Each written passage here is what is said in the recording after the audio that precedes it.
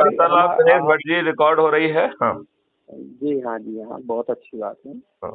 इसमें इसमें हम नरेंद्र मोदी साहब को बहुमत देंगे या नहीं देंगे? नरेंद्र मोदी, अमित शाह समेत समस्त राजनीतिक पार्टियों के समस्त राजनेता पराजित होंगे क्राइम फ्री भारत के उन चंद्रगुप्तों के हाथों जिनके अभी चेहरे भी स्पष्ट नहीं हैं। क्योंकि जो व्यक्ति अधिक से अधिक लोगों को जोड़ेगा और मेरिट लिस्ट में अपना स्थान बनाएगा उसे चंद्रगुप्त कहा जाएगा। और उस व्यक्ति को ना तो जो है मतलब जैसे ही मेरिट लिस्ट में आएगा तो उसके पास क्राइम फ्री भारत का नुमाइंदा पहुंचेगा और एक हाथ से चंद्रगुप्त का सर्टिफिकेट देगा, दूसरी तरफ से विधायक का टिकट भी देगा। राइट। और कितना सुंदर मॉडल है। कहीं कहीं कहीं ऐसा तो नहीं कि ये अरविंद केजरीवाल के रास्ते पे चल रहे हैं? अरविंद केजरीवाल एक दुष्ट था जिसने जो है लोकपाल जैसा आगे आगे जाकर अरविंद केजरीवाल भी जो है शुरू में अरविंद केजरीवाल की सोच इतनी छोटी थी कि लोकपाल बिल से भ्रष्टाचार हट जाएगा।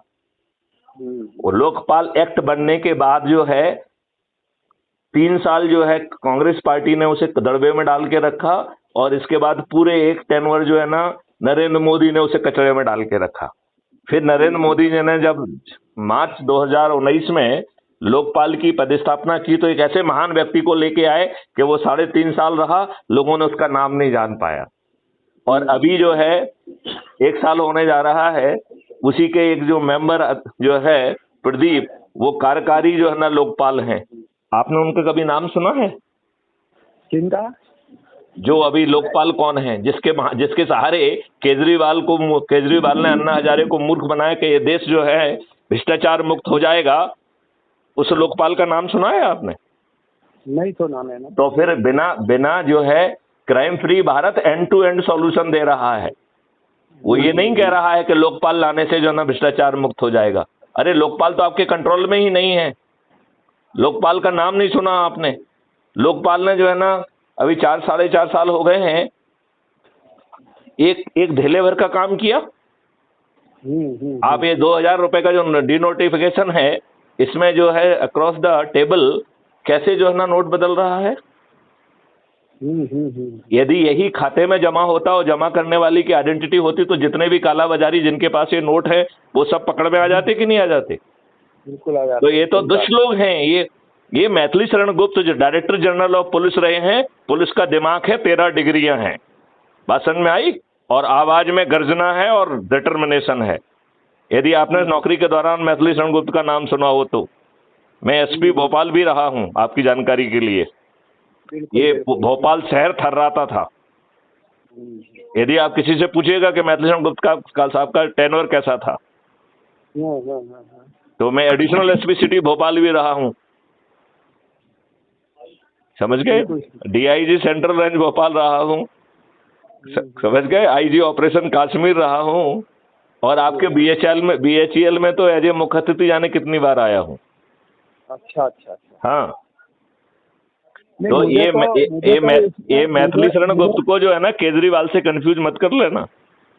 नहीं, मुझे तो कुछ ऐसा भविष्य ऐसा ही कुछ दिख रहा है, इसलिए आपको गलत दिख रहा है क्योंकि आप जो है आपकी आंखों को ठीक ढंग से दिखाई नहीं देता है, ठीक ढंग से चिंतन करने की आपकी आदत नहीं है। अदरवाइज आपको बताइए कि आपको भविष्य ऐसा क्यों दिख रहा है? केजरीवाल ने कभी कहा था कि वो सभी राजनीतिक पार्टियों के सभी राजनेताओं को कर देंगे? वो दुष्ट व्यक्ति तो सभी को फ्री भी बांट रहा है। वो जितने भी राजनेता हैं उनकी हर दुष्टता को कर रहा है। मैथिली शरण गुप्त तो एक भी दुष्टता नहीं कर रहे हैं। मैथिली शरण गुप्त तो कह रहे हैं कि हम राजनेताओं जैसे पेश ही नहीं आएंगे, हम एक जुलूस नहीं निकालेंगे, कुछ नहीं करेंगे। जब जरूरत पड़ेगी तो छत पे चढ़ के थाली बजाकर दीपक जला के जो है दुनिया को बता देंगे कि हमारे चंद्रगुप्त जीत रहे हैं। और इतना बता देंगे कि ये दुष्ट राजनेता मतदान के पहले अपनी हार स्वीकार कर लेंगे। केजरीवाल की थी औकात कहने की? नहीं, मैं पूछ रहा हूँ केजरीवाल की औकात थी? आज केजरीवाल क्या दुष्टता कर रहा है? वही फ्रीवी, वही बदमाशी, वही मक्कारी। और वो तो जो है ना सभी एंटी नेशनल फोर्सेस से हाथ मिला रहा है, चाहे वो खालिस्तान हो, चाहे कुछ हो। मैथिली शरण गुप्त और केजरीवाल में भ्रम मत करना। दिनेश जी, समझ में आई आपको बात? नहीं, मैं दूसरा एक और अंतिम बात स्पष्ट करना चाह रहा हूँ। क्या नरेंद्र मोदी को हम स्पष्ट बहुमत नहीं देंगे क्या? नरेंद्र मोदी जी हार जाएंगे, बहुमत तो बहुत दूर की बात है।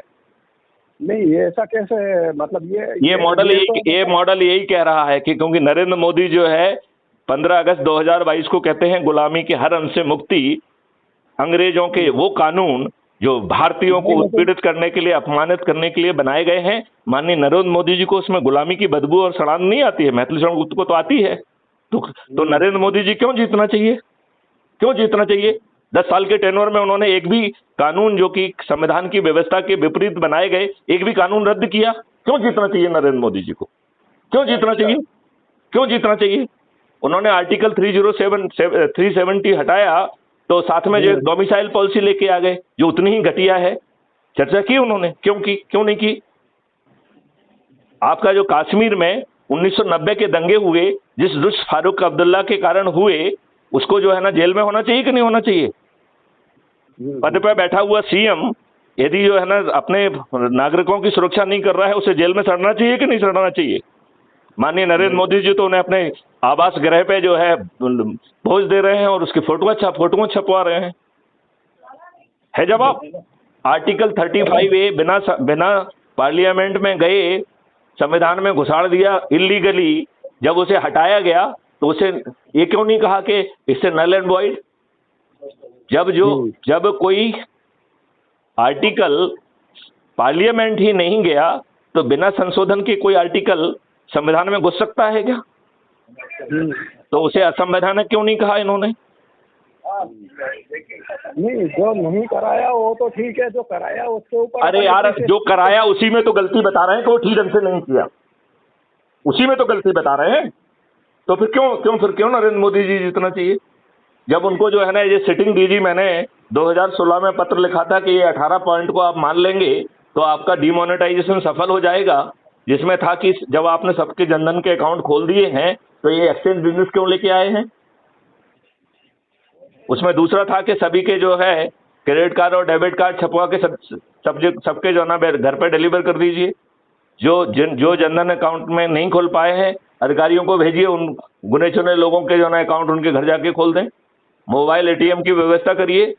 ये 2016 में मैथिली शरण गुप्त ने डीओ लेटर में लिखा हुआ है, ऑफिशियल मेल के साथ, सिटिंग डीजी ने।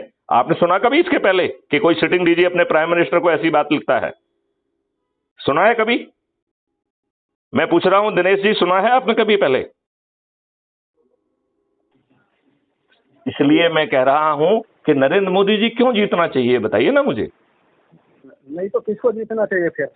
क्राइम फ्री भारत के अदृश्य चंद्रगुप्त जो दिनेश भट्ट भी हो सकते हैं। मैं इसमें विश्वास नहीं करता है? मैं इसमें विश्वास नहीं करता। आपके विश्वास न करने से क्या होने वाला है? Who are you? आपकी औकात क्या है?